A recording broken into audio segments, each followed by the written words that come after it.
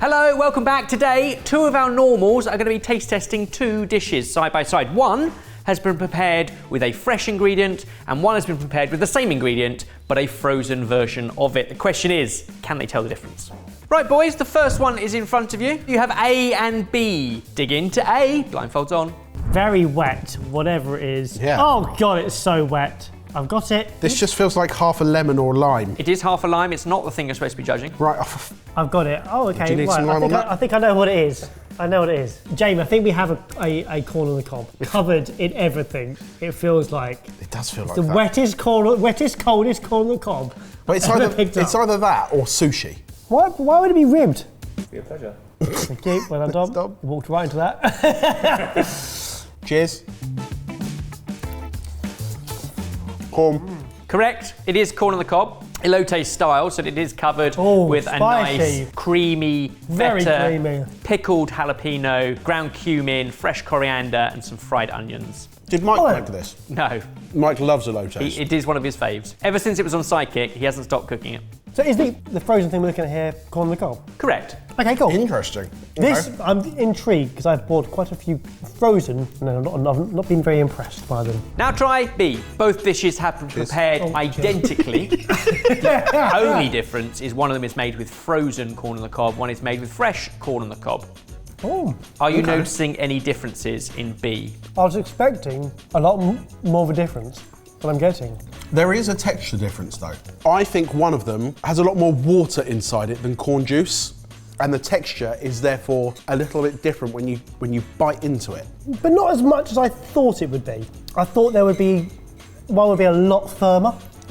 Sweetness, one of them is sweeter, but again, not significant amounts. And is that the one you thought was also juicier? Yes. Blindfolds off. Your answers are locked in. Ooh, can't use my fingers. Without any more conferring, I want you to lock in your answer. Which do you think is frozen, A or B? Reveal your answers. 1, 2, 3. You've gone for different answers. A had a softer bite into it and the juice that was inside was more watery, which led me to believe it had been frozen, and then the water that was coming back out of it was water rather than corn juice. Whereas B was a cleaner bite, and that made me feel like it was fresh. I was getting a pop from A of the juices being released and a squelch from B. I can reveal that the frozen corn is A. Woo! Damn it. Yeah! A is Sainsbury's super sweet mini corn cobs, whereas B is Waitrose essential fresh sweet corn. Worth pointing out that B is over 2 times more expensive than the frozen version. Jay, you mentioned it and you're spot on. Many vegetables end up fresher, inverted commas, by being frozen the moment they are picked. Sometimes literally in the field on the machinery that picks them. Sometimes just off the field in a processing plant, very close to the field, and they are quickly processed, in this case dehusked, cut and flash frozen. So you're locking in a lot of that goodness. The moment you pick corn, the sweetness starts to deteriorate and get lost. So B, whilst it is fresh, is probably older. With something like corn on the cob, the chances are you're going to be eating it on the cob. You're not going to be eating it separately. Yeah. So in this instance, for me, I want it fresh. I want as fresh as I can get it. And conversely, that might be frozen. Yeah, true. What's interesting is what you might gain in terms of that sweetness and freshness and nutrient content locked in, you might lose in structure, because when you freeze something, it is every chance that it becomes a bit more mushy. Berries are probably the pinnacle of that example. Freeze a berry, and as the water inside expands, when it freezes, it pops the membranes, they go mushy when they're defrosted. Corn may have a similar effect. The absolute dream, of course, is to buy corn when it is bang in season and literally eat it within a day or two. And if you pull a corn cob off of the plant and bite into it, even raw, it is so sweet. Do the same thing with that same bit of corn a week later and it won't be as sweet. You can see the difference. The reality is, corn has a very specific season. By using frozen, you can in theory have that locked in goodness all year round. Jay, you take the point on that. Congratulations. Let's move on to round number 2. And let's tidy up. Yeah. Hey, but is this one as messy? Oh no, this one is spotlessly clean. Oh, Yeah, no. sure, right. Hands? Oh, that is a hand. Hello. It's warm. It's warm. Oh, that is heavy. That's quite warm as well. It gets hotter. Yeah. Have I got one? Why is it so flaky? Is that one? That's one. Ow! It's what I got. You've got a tiny piece of one. My God, that's good. It's fried chicken or a rib. It is fried chicken. You have drumsticks in front of you, Indo-Chinese in flavouring, so kind of Chinese and Indian spices combined, like a chili peanut oil. It's very sticky and Indian sweet. spices, Exceptionally good. and then tamarind. But what you have is a drumstick prepared identically both in A and B. One of them is a British fresh chicken drumstick, and one of them is a British frozen chicken drumstick. Right, so that was A. Where's B? Barry, I don't know about you, but I'm struggling to find any difference. Yeah, I think if this was chicken breast, you might get a slight difference. But because the dark meat is so much more tender, I'm struggling to pick apart the difference. Perhaps a little bit like the corn conversation, this will boil down to application and what you're doing with it. The corn we smothered in lots of delicious ingredients, as we have this, but we also marinated both overnight. Would you like to mop yourself up, take your blindfolds off and scribble down an A or B? Remember, we want you to find the frozen. Thank you. Oh, we've really made a mess. Flip your board round in 3, 2, 1. You've both chosen A as the frozen option. For me, it was the fact it was a flaky. Like it fell apart in a way that I'm not used to. No, you usually have to pull the darker meat off the bone, Yeah. unless it's like really overcooked, and I know Kush wouldn't overcook it.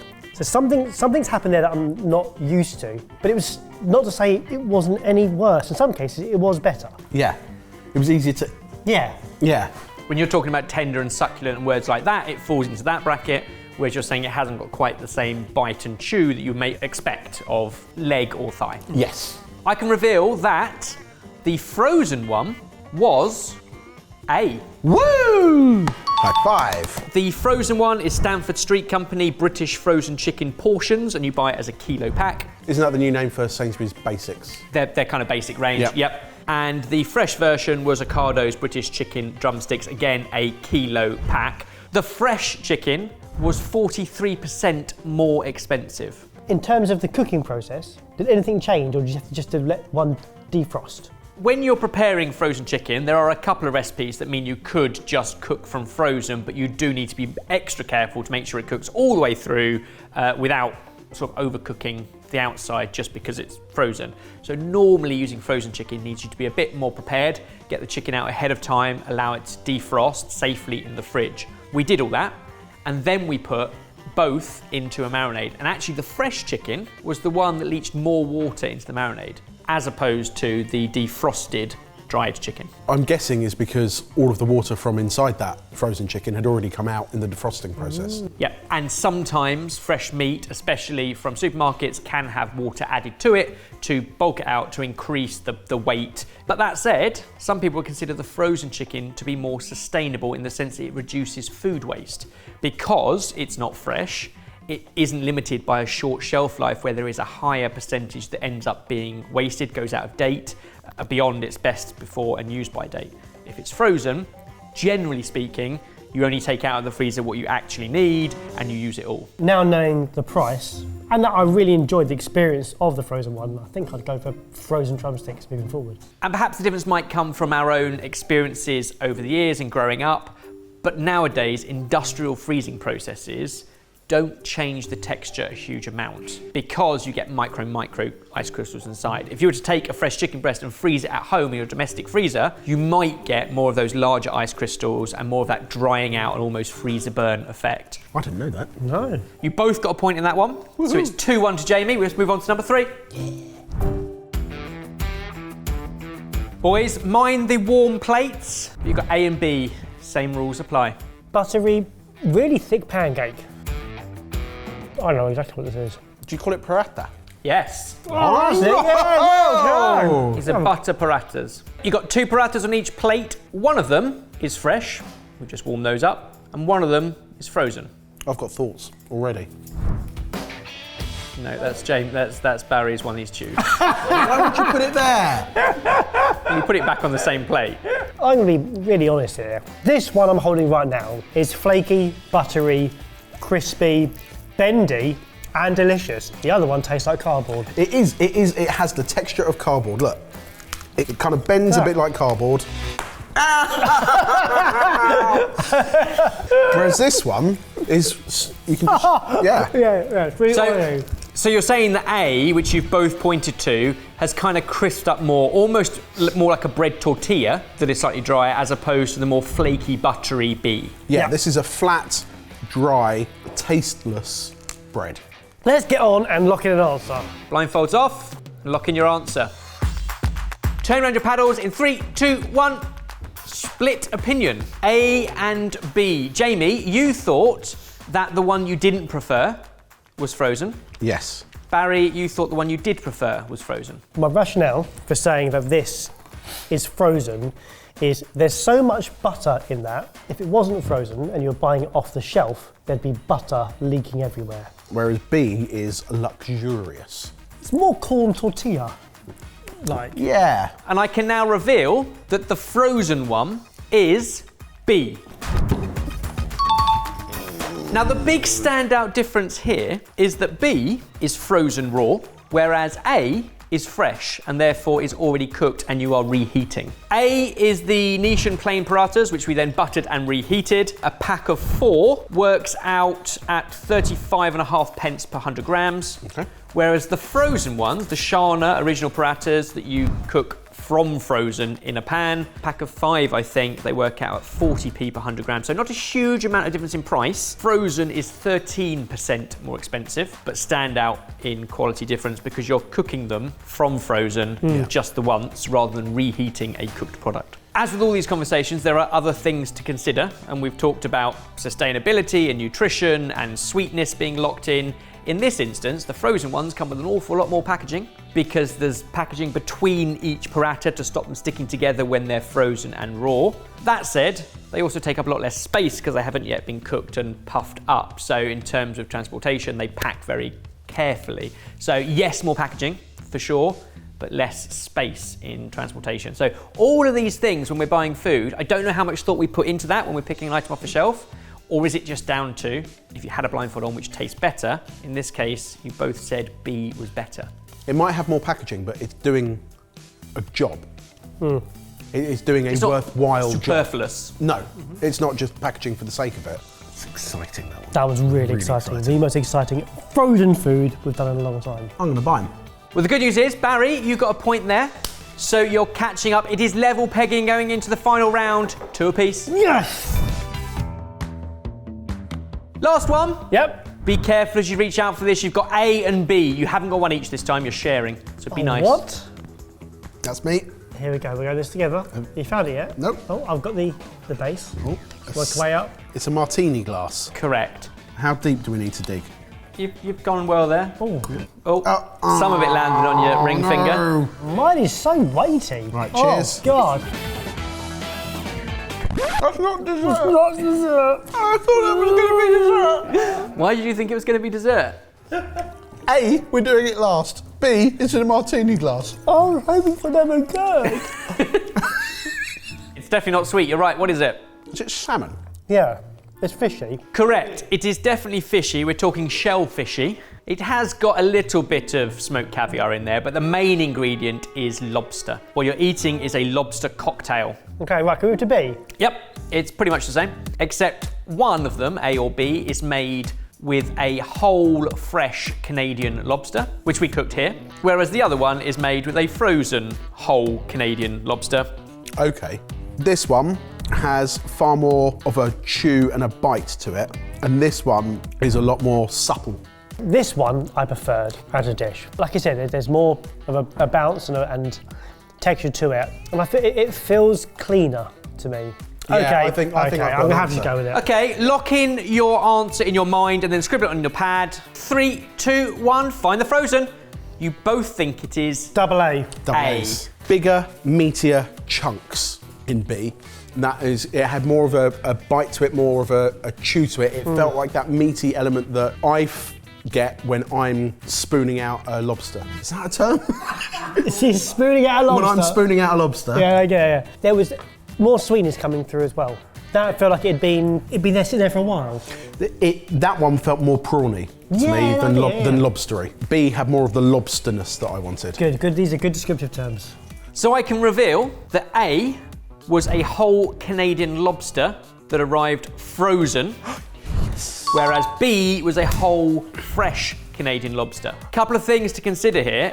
It will depend on when and how the lobster was frozen. But definitely in the preparation of this one, the frozen lobster, which we then cooked both lobsters exactly the same way, was much softer and mushier and didn't have the same colour as the fresh one. Price-wise, the fresh is about twice the price of the frozen one. Now, both of these we sourced from a fish supplier. It's just that one was frozen and one came in fresh. And obviously it's a lot more effort and there is a lot more speed at which you have to get a fresh lobster to you while it is still alive, rather than a frozen lobster, which has a longer shelf life. So frozen, more convenient, longer shelf life. And to be honest, if you're squeamish, it means you don't have to deal with the ending of a life in your kitchen, which is a lobster. The thing for me is, like you said, it's a lot of effort. It is expensive, so it has to be really good. I think if I ended up with A as the end product, I feel disappointed that it hadn't lived up to my expectations. Even though it's half the price? I'd rather have prawns and or crab for the same price. Yeah. A quick note on shellfish in general, whether it's mussels, clams, crabs, lobsters, essentially the moment they die, they start to degrade really quickly and they give off toxins, they become very mushy, and actually those toxins are quite toxic to humans. So you have to prepare shellfish when it is super fresh, i.e. just been dispatched, or that it's been frozen the moment it died. But also think about where around you have great shellfish. So around the British Isles, we have excellent lobster, we have excellent langoustine, prawns, crab. Actually, sometimes that might be worth considering too. What that does mean, boys, is we end on a tie break, 3 points each. Congratulations. Obviously today we put blindfolds on so that we took away sight. We were just looking at taste and then we revealed price. But hopefully we've also tackled nutrition, sustainability, packaging, sourcing, and a whole bunch of other stuff. So comment down below, what do you think of frozen food? Which ones are your favourite? Yeah, it's definitely a tie break. It's what you do when it has been a draw. Yeah, and therefore you have to keep going to work out a result. The tie break is you don't understand sports. No, it's fine.